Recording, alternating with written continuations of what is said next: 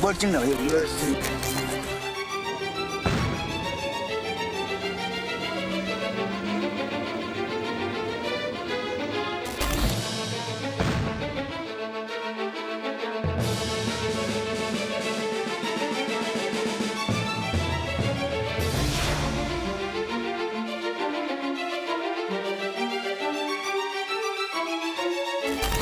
가만히 쳐다보고 다 물어보도 특별한 것이 알이 없다고.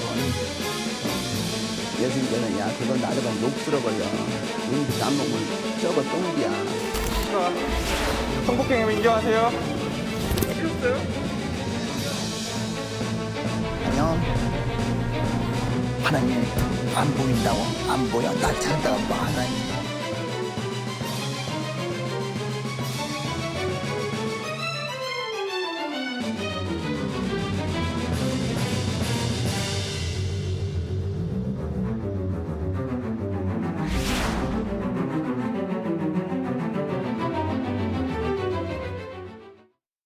자, 어제 이 시간에요. 저희가 기독교 복음 선교회로 가죠. JMS 관련 문제를 다뤘는데 오늘은 자, 이 JMS를 30여 년간 추적했던 우리 김도영 교수 모시고 조금만 더 자세하게 좀 알아보도록 하겠습니다. 교수님 어서 오십시오. 안녕하십니까. 예. 자, 이번에 다큐멘터리가 공개되면서 이 JMS 문제가 정말 사회적 관심사로 떠올랐어요. 그러면서 많은 분들이 이제 관심을 갖고 있는데 자, 보니까 이게 정명석 씨 문제가 상당히 심각하던데 특히나 이제 성 관련 문제가 엄청 심각하더라고요. 이게 어느 정도 심각한 수준인가요? 여러 가지 방향에서 접근할 수 있을 것 같습니다. 피해자가 몇 명이냐, 가장 나이 어린 피해자는 몇 살이냐, 도대체 얼마나 피해자가 이 5대양 6대조에 퍼져 있냐, 여러 가지 방향으로 접근할 수 있을 텐데 먼저 피해자 숫자를 보자면은 정명석이 평소에 자기 측근들에게 했던 말이 성적 구원을 통해서 하늘의 신부로 만드는 자기의 애인의 목표가 1만 명이라고 평소 본인 스스로 얘기를 했습니다. 10,000명이요. 10,000명이고 그럼 본인이 얼마나 열심히 그 목표를 달성했는지는 본인도 잘 모르리라고 저는 생각하는데 객관적으로 한번 계산을 해보면 20년도 더 전인 2001년에 대만의 언론이 대만 여대생 피해자가 100명이 넘는다고 보도를 했습니다.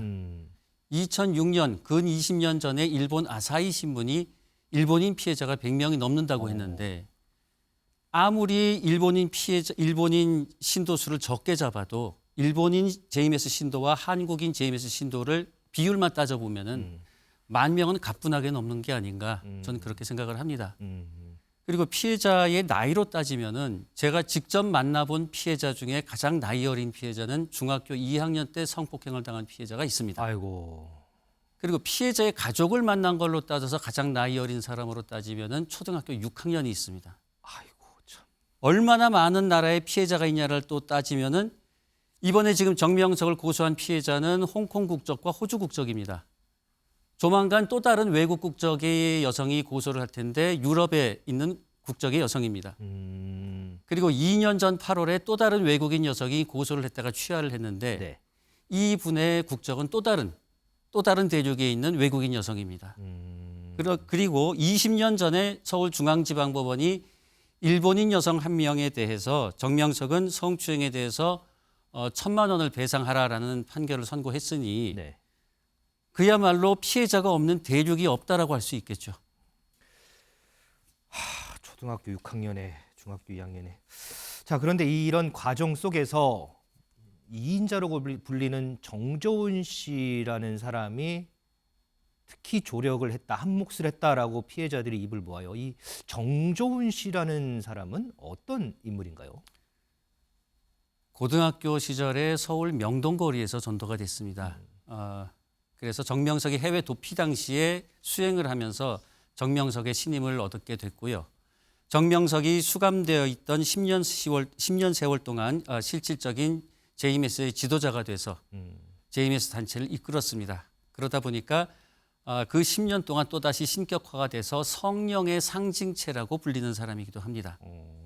그런데 성령의 상징체라고 부르는데 실제로 이분의 과거 행적을 보면은 성령과는 거리가 먼 것이 2003년에 홍콩에서 쌍둥이 자매가 성폭행 피해를 입었을 때 성폭행 피해를 입은 그 다음 날 이 정조은 씨가 뭐라고 얘기했냐면은 하나님이 선생님의 몸을 빌어서 너희들을 사랑해 준 것인데 너희들은 왜 그러냐? 나 같으면 감사하게 생각하겠다.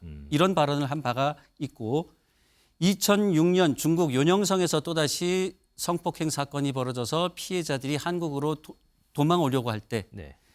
20여 명에 가까운 신도들을 이끌고 심양공항으로 와서 피해자들을 납치하려고 했던 바가 있습니다.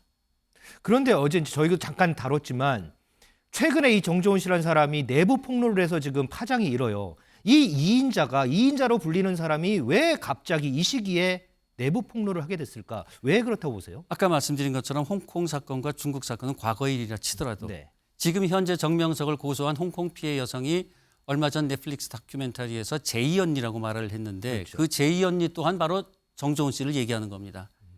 그리고 호주 피해자, 지금 고소한 그 호주 피해자를 정명석 교도소에 있을 때 면회하도록 데려간 사람도 정조은 씨고 호주 피해자가 월명동에 갔을 때 정명석 출소 후에 그 호주 아가씨에게 너 여기 떨어지지 말고 선생님 계속 바짝 붙어 다녀라 라고 한 사람도 정조은 씨입니다.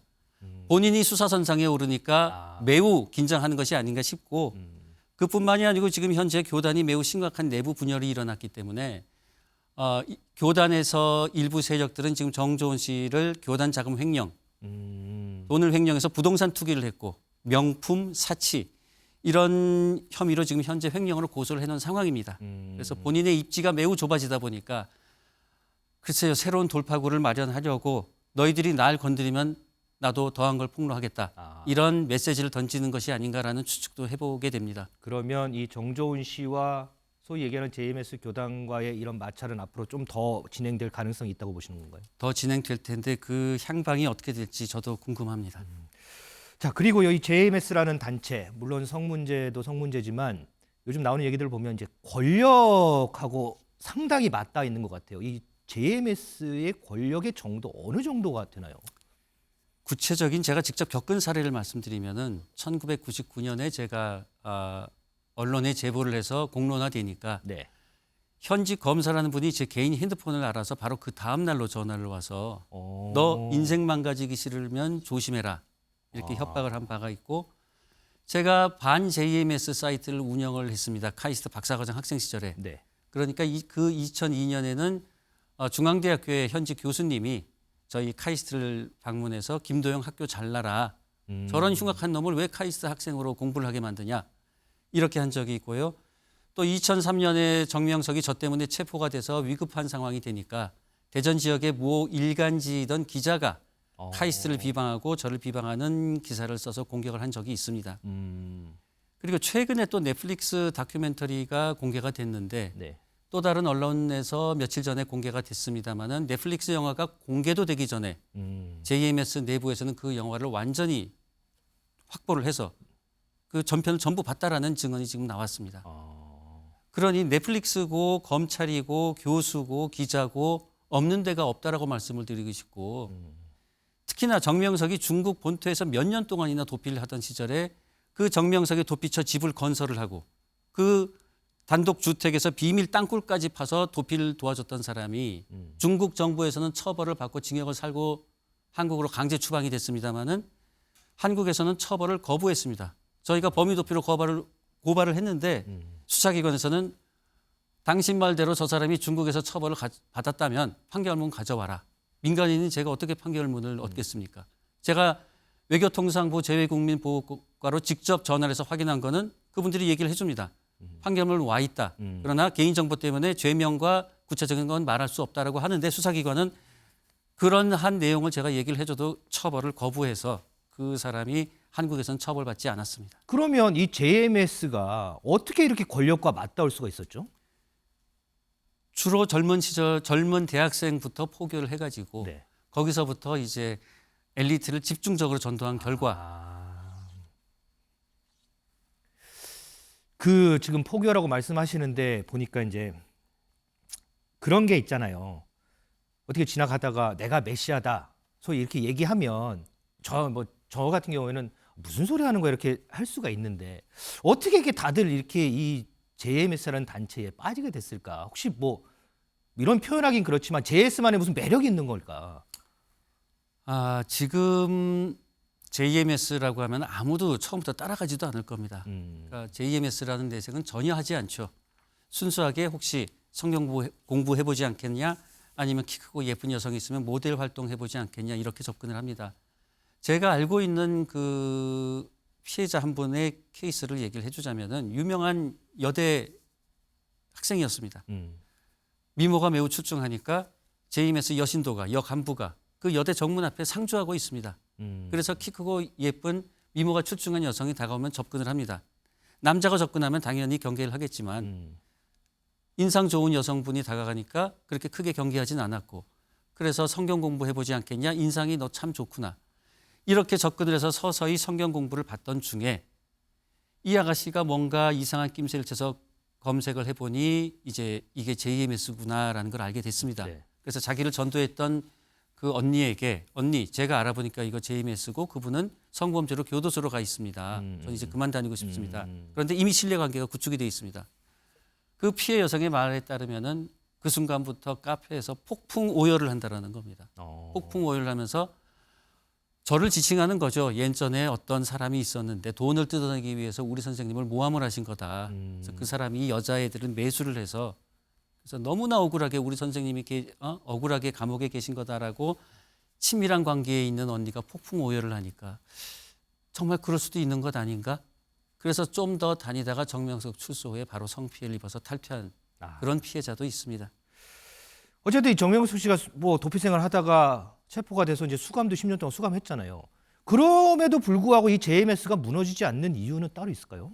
아까 말씀드린 것처럼 사회 각계각층의 신도들이 포진을 해서 아까 말씀드린 저희 학교를 찾아왔던 교수라든가 카이스트를 공격했던 기자, 검사, 국정원 직원, 이런 사람들이 언제 어디서 활동을 할지는 누구도 알 수 없는 것 아닌가, 그런 생각을 합니다. 자, 마지막으로 저희가 시간이 좀 짧게 있는데 어쨌든 이게 공개되면서 제2, 제3의 피해자가 이제 나오면 안 되지 않겠습니까? 어떻게 좀 끝으로 당부의 말씀 좀 있으시면 해주시죠. 이제는 정말 국가기관이 나서서 전방위적으로 수사를 하셔서 이 집단의 범죄가 그 전모가 어느 정도인지, 규모가 어떤지 그거를 밝히는 것 외에는 더 이상 피해를 막는 방법은 저는 없다고 생각을 합니다. 좀 사회가 좀 많이 나서야 되는 그런 부분이군요. 그렇습니다. 알겠습니다. 오늘 프레스룸 라이브에서는 이 JMS와 관련해서 조금 더 깊이 한번 들어가 봤습니다. 우리 김동현 교수님 감사합니다. 감사합니다.